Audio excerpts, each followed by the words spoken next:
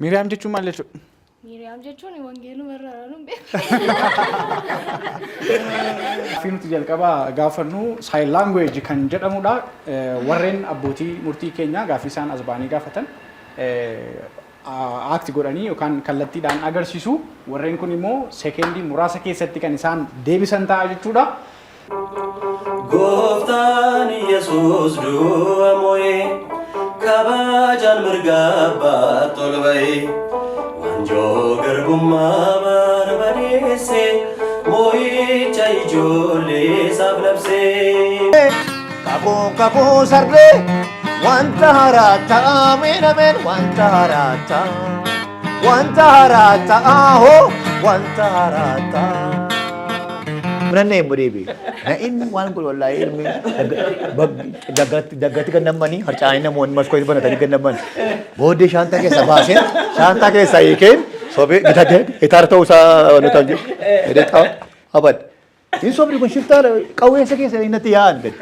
Akka mana amantaa Ortodoksiitti torbanii tsoomni kun xumuramu jalatti siqnee imaamaatii jenna.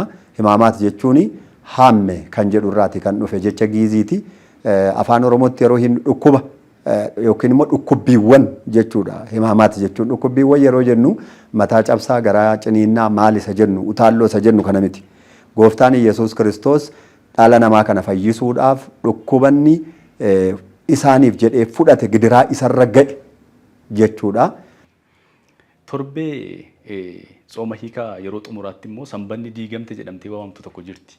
Mee kun maal jechuudha? Maaliif ayyaanni kun hin jalqabamne ta'e hin jiraanne ta'e dhalli namaa karaatti Waaqayyo wajjin walitti araaramuu hin qabu ture. Sanii baga geessanii marti keessanii ayyaana waggaa bara haarawaa baga geessanii. Guyyaa ayyaana baay'inaan barmaatilee hawaasa irratti miidhaa geessisanii wantoonni akka annaa jiru wantoonni akka meeshaan nama jalaa badullee baay'inaan hin baay'atu.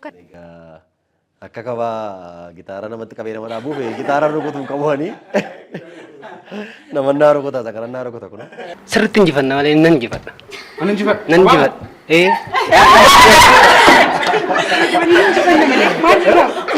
Oh jirtadha walumaan injifadha. Jirtadha. Jirra. Falmachaan jirta. Jirra waliin